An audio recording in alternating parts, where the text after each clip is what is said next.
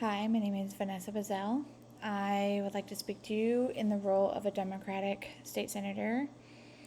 I want to talk about the issue that shaped my childhood, rural communities in Washington state, where people, like my family, would work full-time jobs and still need to go to food banks and go to the church for help and places, and to also for transportation and figuring out how to get places on a bus that only goes a few places.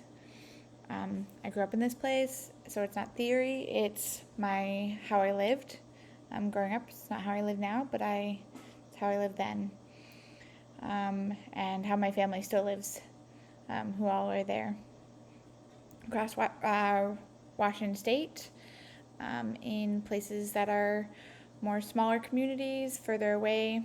Families are doing what they can.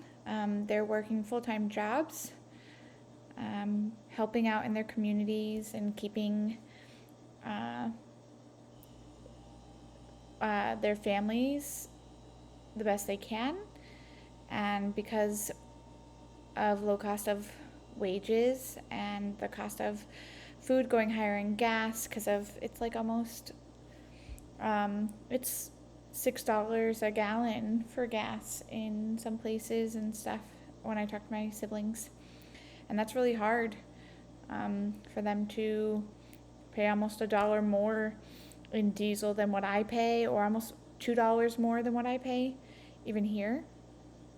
So they're struggling in many towns, and where grocery stores are 20 to 30 minutes away, or more, because you live in farmland or you live on roads that are just slower and you have to take a highway to get there. It makes it hard for people to be able to get where they need to go. Families, they rely on dollar stores, gas station food sometimes.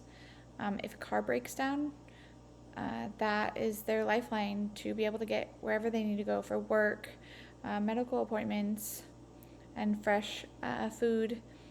So even though folks are working full-time, they are still finding themselves standing in line for food banks and just to get through the day, or to have a smaller amount of food, or don't go places except for going to work and coming back. So it's a failure of infrastructure and investment. As a Democratic senator, I'm proposing a Rural Stability and Mobility Act designed specifically for rural working families in Washington state. First, I would like the food security grants to be for expanding food banks, mobile food pantries, so that it takes less gas to get to places.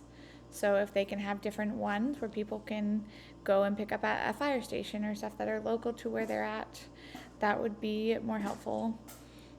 Or they can get cards to go to supermarkets.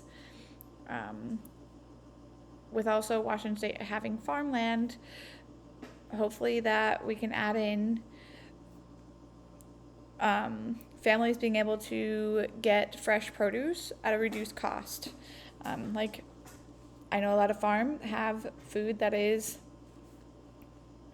about to go bad, and markets don't take that. So if they could sell it at a reduced cost, or get it for just if people can go pick it up so that it doesn't go to waste, then that would save on people cost-wise.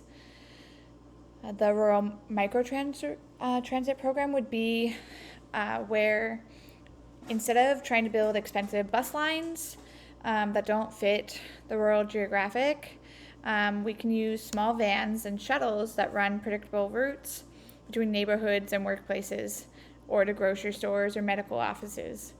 This can help with having less cost on the gas and things for the buses, or the cost of the bus to having smaller vans to hold the people who are there. and less cost in maintaining them. That fits working for going up in more mountain roads or in like dirt roads that buses can't go. It can give more opportunities for people who can't get places to actually get to where they need to go. I'm hoping that these programs will strengthen food access, reduce transportation barriers, and support the workers who keep rural Washington running. This plan reflects democratic values by recognizing that government has a responsibility to ensure basic stabilities for working families. It treats poverty as a structural issue and not a personal failure, and invest in public infrastructure that expands opportunity. It would acknowledge something that often is overlooked. Rural Washington deserves the same level of support and dignity as Seattle or the higher end Bellevue area gets. The trade-offs and criticisms that can be is that they can say it costs too much to expand government or expand government too far. Others may argue that rural transit won't be used, but I think that they will be used if it is actually stated more and giving more knowledge to that it's there, because a lot of people, if they don't know, they won't use it. And I think food insecurity leads to worse health outcomes, lower productivity, and higher long-term public spending. So microtransit is far cheaper than building new roads or subsidizing private transportation.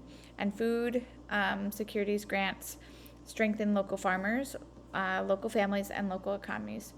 I think that if we were to use local farms and things as giving like grants for people to go and get food at a cheaper cost, or if they are able to go and pick up the food that is not usable by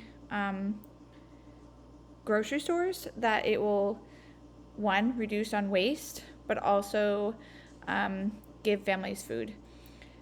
For me, it isn't just a policy. It's about honoring the people and places that raised me. I am from that. My family still goes through it.